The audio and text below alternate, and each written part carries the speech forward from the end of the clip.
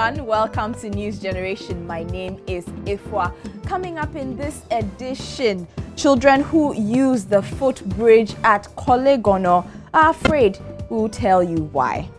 A special video technology is being used in Ghana for the first time to make documentaries featuring young people. We bring you insight into the use of this technology called the Ocular Rift.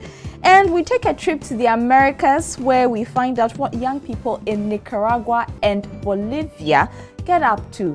All these and more coming up on this edition of News Generation. Please stay with us.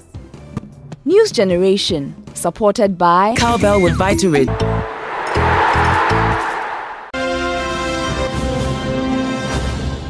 You can join us on social media as well. Find us on facebook.com/newsgenerationgh. We are also on Twitter at NewsGenGH. And on to our first story, where some children in Jamestown and Kolegono fear for their lives. This is because their bridge they cross to and from school has become a dangerous walkway.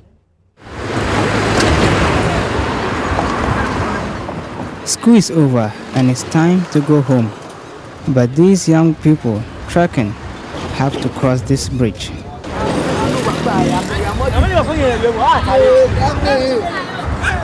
But the bridge is not safe. The metal fence that is supposed to protect these young ones is rusting away. And the pavement on the bridge is in a bad state. It has been like this for almost 3 years. Sometimes when we are passing, some of us cannot pass the bridge because we are afraid we'll fall into the Kole Lagoon. The bridge is not well. If I'm walking alone, I feel comfortable, but if I'm walking with my colleagues, at times we try to make fun of each other. The bridge is not good. Sometimes it has been passing here to the roadside. The drivers have been insulting us not to pass on the roadside, but to pass on the bridge. Sometimes we are afraid to pass there. So every day we have been passing here. These school children always go home together. They say the bridge is too narrow for them. So they say they are sometimes forced to use the road. That exposes them to speeding vehicles. They want authorities to construct a larger pedestrian walkway on this lagoon. I think the government should help to change the metals. As you can see, there is a rusted edges there which can hurt people. I want them to do the bridge wall so that we can walk there. Well, so that we'll feel comfortable not to pass on the roadside. I think it's not large enough. I think they should increase the path for the students to enjoy walking on it.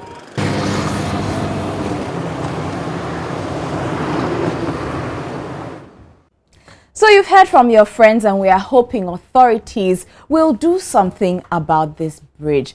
Do you have any issue in your area that is bothering you? Remember, you can always tell us, write to us on our Facebook page. It's facebook.com/newsgenerationgh. Now, a special video technology has been developed as a platform for documentaries. It's called the Ocular Rift, and it is a video application that works on Android phones. It's a smartphone. And for the first time in Ghana, the tech application has been used to make a documentary. Shay Adam witnessed the shooting of a documentary in Wa by filmmakers from Plan, Netherlands.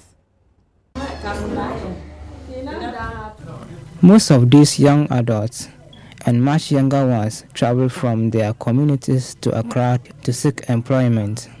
Unfortunately, they end up on the streets of the city, selling and carrying heavy loads, and all this is as a result of poverty and lack of proper education. But Ghanaian authorities and development partners have not done enough to help people from the 3 northern regions. So Plan Netherlands and Plan Ghana want to tell the story of these young girls. We are here to learn about mobile phone repairs. Marais Van Hoek is the manager of the Ocular Rift project. She says they want to carry a message to people in authority. So what we know is young people need training, equipment, start capital, but also the right mindset to find a job and to create a job. And we want them, the policymakers, to be aware of those four factors of success, and we want them to take action and make sure that enough money goes to activities that creates job opportunities for young people. Lisa Bost is the producer of the interactive video. She tells us how they came by the storyline.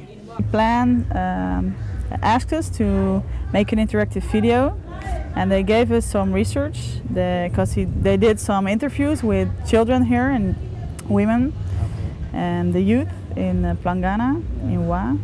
And we read the research, and we thought of a storyline, like a script, that we could use. The story is about a Ghanaian girl who lives in a village, and she has the decision to go to the city or stay in the village.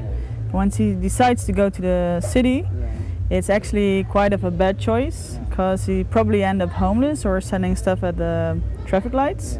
And she decides to stay in the village. She gets a plant training, and she has an opportunity to get a better future. So she can start her own business or apply for a job. But this documentary is different. It is not going to be played on television or home DVD. Derek and Enrique are the technical men of the interactive video. They explain how the video will be used on this special cardboard. The basic idea is to have more field of vision. If we have 3 cameras, then we can cover about half of the vision. The more vision we have, then the most our users can explore the video. One of the main ideas to have a wide shot is because the film is made for virtual reality media. It's not on a screen. It's on a phone. You can use it on a phone. It's for Android phones, and the idea is that you can see through the eyes of a girl in Ghana on her way to make a good living, to find a good job. So that's how you use it. You put it in a cardboard holder. You can put on your eyes. You put the phone in and put it against your eyes, and then the movement of your head reacts to the video. So if you have to make a decision in the video, or if you want to see something else in the video, you can do that by moving your head.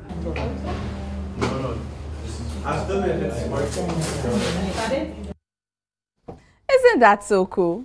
Anyway, time for WhatsApp. And most schools, basic and secondary, were built and run by Christian missionaries a long time ago. But government has since taken over the management of the schools. Now, the various missions are demanding government returns the schools to them because they don't feel the state is doing such a good job of managing the schools. It's been a long-running debate, so we want to know what you think about it. To return or not to return? Your views on WhatsApp.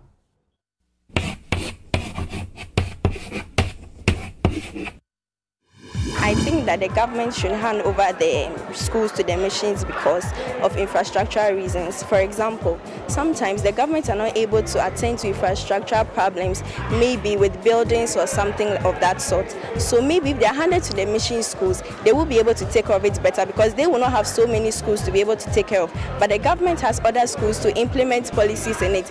By so doing, it takes quite some time before they are able to implement infrastructure in other schools. So I think that they should be handed to the mission schools because they will be able to handle the infrastructure parts better. In terms of the development of the schools and the infrastructure, they don't have the funds that the governments can provide to develop the schools. They will not be able to provide such funds because they sometimes seek funds from the government before they develop some of their projects. And in terms of the syllabus as well,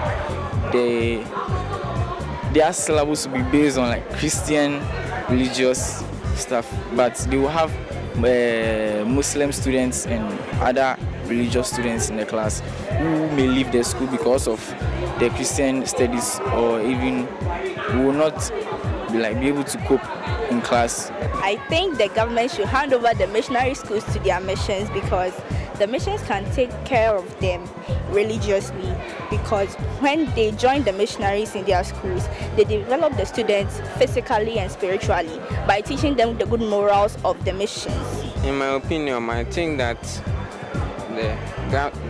the government should hand it over to the missions so that they can have more time to train their students, because they have more than enough time. They can develop their tools and infrastructure so that they can bring them up morally and physically. I think the government should hand over the schools to the missionaries, because the government appointed people to supervise schools don't have the time to take care of this and to supervise them very well. But if they are handed over to the missionaries, they will have the effective time to take care of this and to supervise the students very well for the proper development of the school and for the country, so the country will develop very well. I don't think the school should be given back to the missions, because there may be some pagans or non-Christians among the schoolgoers, and if they are in the mission schools which are run by the missions, they will be forced to adopt Christian practices, and some may even leave the school because of that and end up being academically challenged. So I think it shouldn't be handed over to them.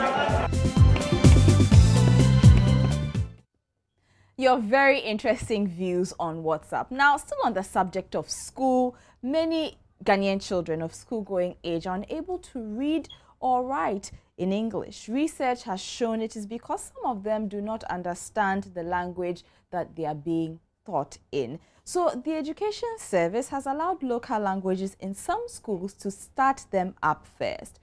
Here is a story of something similar. It's a weekday afternoon at the Special Attention Project Center in Kaneshie. There's a special lesson ongoing.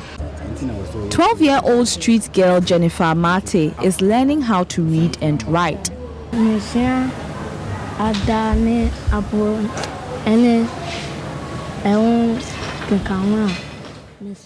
The things I learn in this way stick in my mind. Today, I learned how to pronounce ad, a, da, ada, and da.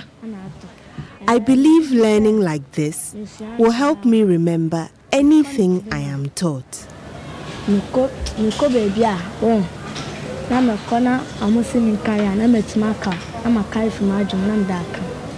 First, she will study in Twi and hopefully will be able to transfer what she learns in the local language to English.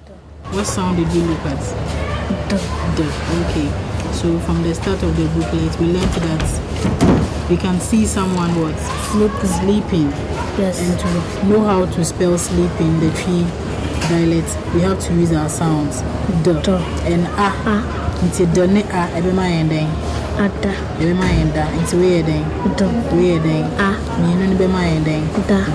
It's all part of a project to get more children in school reading and writing. We thought that children can learn to read better in their local language. We chose Twi because it covers a larger geographical area. A lot of the children speak Twi, and we also realized that Twi is a phonetic. It is more practicable. The children are more familiar with the language, so they can learn to read better in Twi than in English. So there's a saying that if the children can learn the way you teach them the way they learn.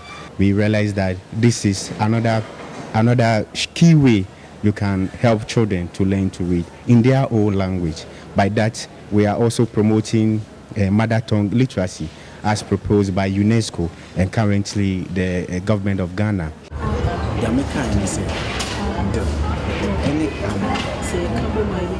Teacher Moses Obuobi is also taking his student, 14-year-old David Ejekum, through his lessons.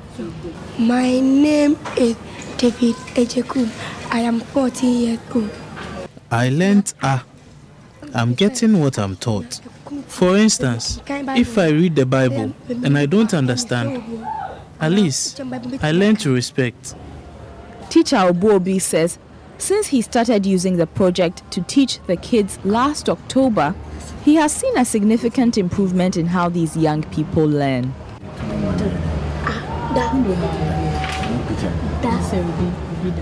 And Jennifer and David hope they will be able to get some basic education studying here.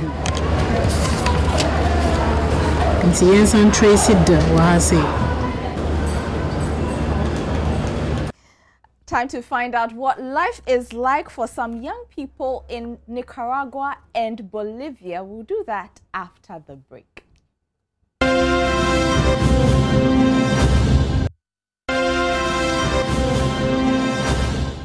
Welcome back to News Generation. Remember, you can always catch up with us on social media. We're on facebook.com/NewsGenerationGH. We are also on Twitter @NewsGenGH. Now, it's time to see what kids in other parts of the world are up to. And we go to Nicaragua, where 80% of Nicaraguan families don't have a proper home to live in.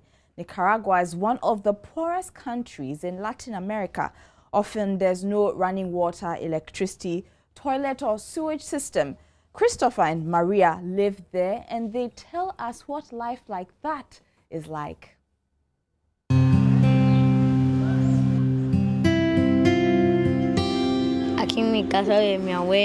I live with my grandmother, my father, 2 brothers and my sisters. My father and I sleep together. 2 of my brothers sleep together and my sister sleeps in another room. Our house was built for my father, my brother and my mom. I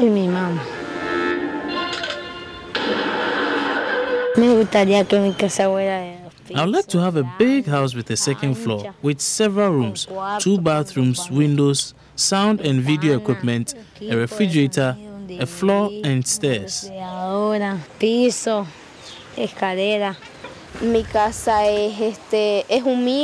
My home is modest. We don't have a lot of things. We improvised some rooms where 2 to 3 people can sleep. I dream of having a good house so that my whole family can fit in there. To have a nice TV, my own room, my own bed.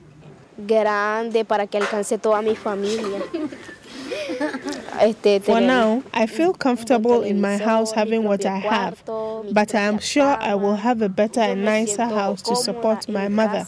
Teniendo lo que tenga, pero yo estoy segura que voy a lograr hacer que mi casa sea de pared y apoyar a mi mamá. Buena, me 1 libra de azúcar. I would like to be a business manager, to earn a good salary to support my mother and to have my dream house. La casa de mis sueños, pues. Life in Nicaragua, everybody. Let's take a look at some more stories now in a roundup.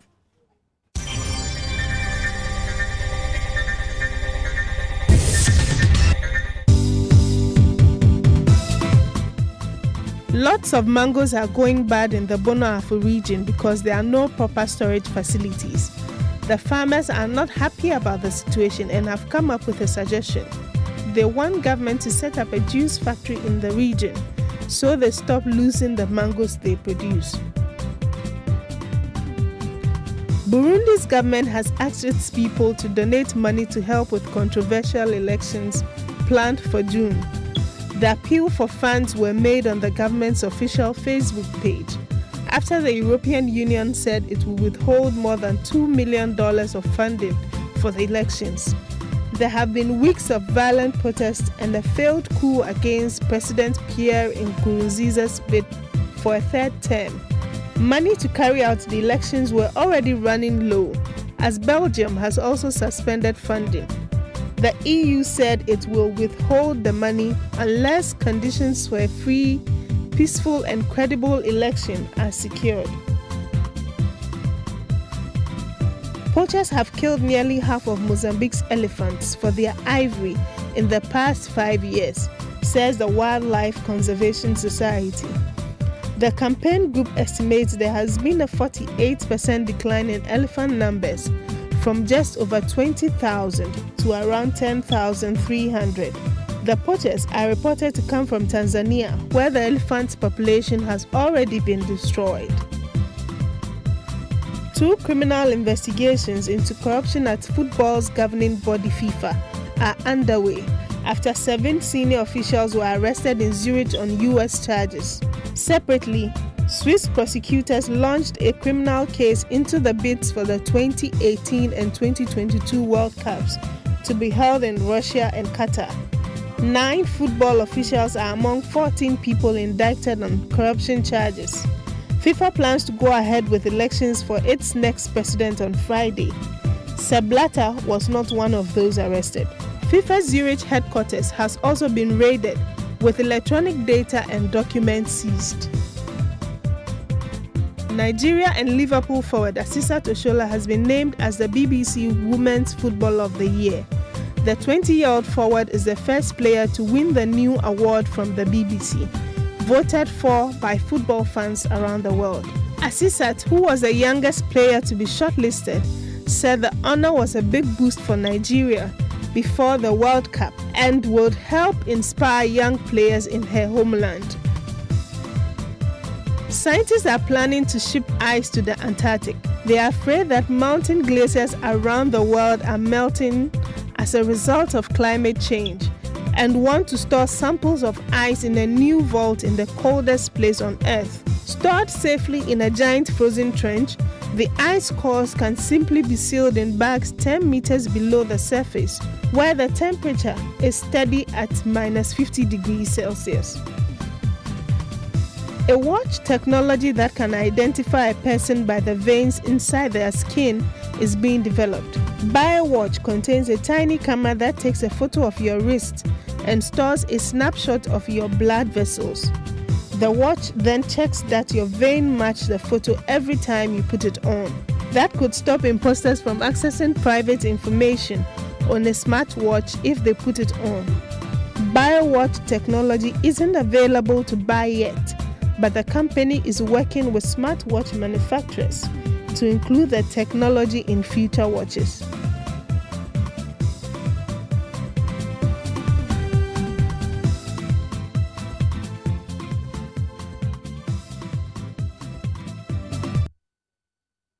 Not sure I would want to wear a watch that can read my veins. Strange. Anyway, we'll tell you how some people are making house chores cool after the break.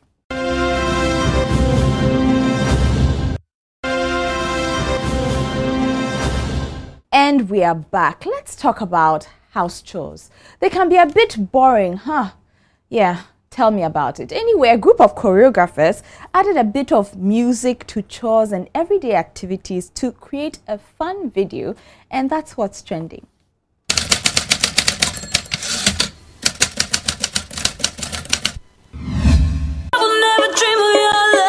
Take me there, to take me there. Oh, babe, you got more love to give, baby. Oh, babe, you got more love to give, baby. Oh, babe, you got more love to give, baby. Oh, babe, you got more love to give,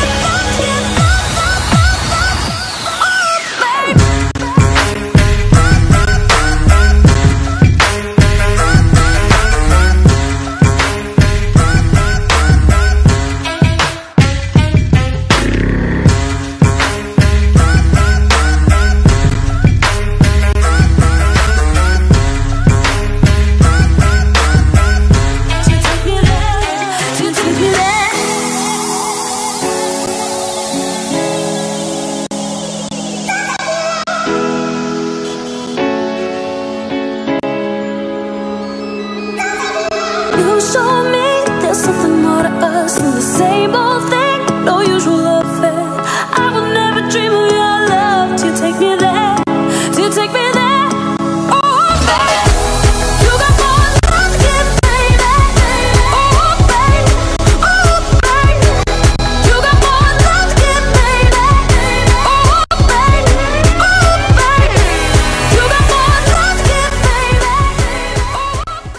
And that's how we wrap up on this edition of News Generation. Thank you so much for joining us. Remember, you can always find us on social media, facebook.com/newsgenerationgh, also on Twitter @newsgengh. Enjoy the rest of your day. Bye-bye.